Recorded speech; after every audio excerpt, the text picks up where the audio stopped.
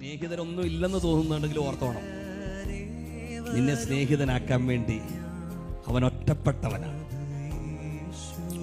പൂഷിക്കിടന്നൊരു കരച്ചിൽ കരഞ്ഞു, എന്റെ ദൈവമേ, എന്റെ ദൈവമേ നീയും എന്ന് പറഞ്ഞതിന്റെ അർത്ഥം ബാക്കിയുള്ളവരെല്ലാം കൈവിട്ടു. ഈ അവസ്ഥ നമുക്ക് പോലും വരില്ല കേട്ടോ. എല്ലാരും കൈവിട്ടാലും കർത്താവ് കൂടെ കാണുമല്ലോ.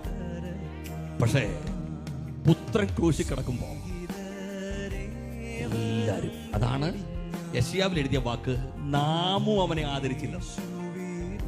അപ്പം തിന്നവൻ മാറി, സൗഖ്യം പ്രാപിച്ചവൻ മാറി, മരണത്തിൽ നിന്ന് മാറിക്കളഞ്ഞു. കൂടെ ചങ്കോട് നെഞ്ചോട് ചേർന്നിരുന്നവരില്ല, എല്ലാരും കൈവിട്ടു. പക്ഷെ ആ സമയത്ത് പിതാവിന്റെ മുഖത്തോട്ട് നോക്കിട്ട് പറഞ്ഞു, ദൈവമേ നീയും എന്നെ കൈവിട്ടു. അതുകൊണ്ട് ജീവിതത്തിൽ ആരുമില്ലെന്ന് തോന്നുമ്പോഴും നിനക്ക് വേണ്ടി ഒറ്റപ്പെട്ട ക്രിസ്തുവിനെ